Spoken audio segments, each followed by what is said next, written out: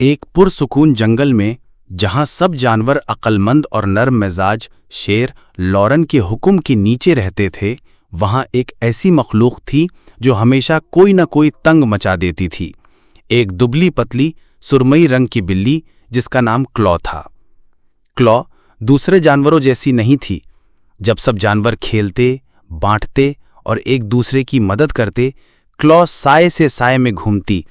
उसकी आंखों में शरारत और चालाकी चमकती थी। वो सिर्फ मजे के लिए गिलहरियों को नोचती, सोते हुए खरगोशों पर झपटती और परिंदों को उनके घोंसलों से उड़ा देती। जो चाहिए होता ले लेती, जो कुछ कहता उसे डांटती और फख्र से कहती, मुझे कोई नहीं पकड़ सकता, मैं बहुत तेज हूं, इवन शेर के लिए भी। जानवर अब तंग आ चुके थे। एक दिन चंद जानवर हिरन, उल्लू, लोमड़ी और कुछ बहादुर चूहे इकट्ठा हुए और लॉन शेर के पास गए। शेर, जो सुकून और शान से भरपूर था, हर शिकायत गौर से सुनता रहा। न वो दहाड़ा, न वो गुस्सा हुआ, बस हल्का सा सिर हिलाकर बोला, क्लॉ को मेरे हवाले छोड़ दो। उसी शाम क्लॉ घास में छुपकर तालाब के करीब बत्तख के बच्चों का शिकार करने जा रही थी। जैसे ही उसने छलांग लगाई, एक भारी साया उस पर छा गया। एक बड़ा सा पंजा उसे जमीन पर जकड़ गया। उसने ऊपर देखा और देखा कि उसके सामने लॉन शेर की चमकती सुनहरी आंखें हैं।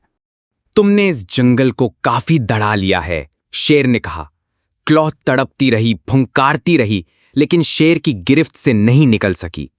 लॉर्न ने कहा, तुमने कमजोरों को शिकार बनाया और उनके डर पर फख्र महसूस किया, लेकिन असली ताकत दूसरों को दुख देकर नहीं, उनकी हिफाजत करके साबित होती है।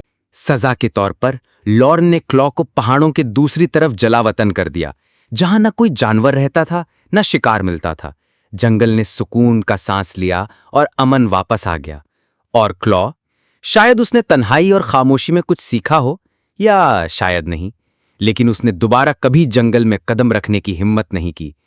इस कहानी से हमें यह सबक मिलता है कि मजे के लिए दूसरों को दुख देना तुम्हें कुछ वक्त के लिए ताकतवर महसूस करवा सकता है, लेकिन एक दिन कोई असल ताकत वाला तुम्हें असल ताकत का मतलब समझा देता है। अगर स्टोरी पसंद आई हो तो लाइक, शेयर और सब्सक्राइब करना मत भूलना।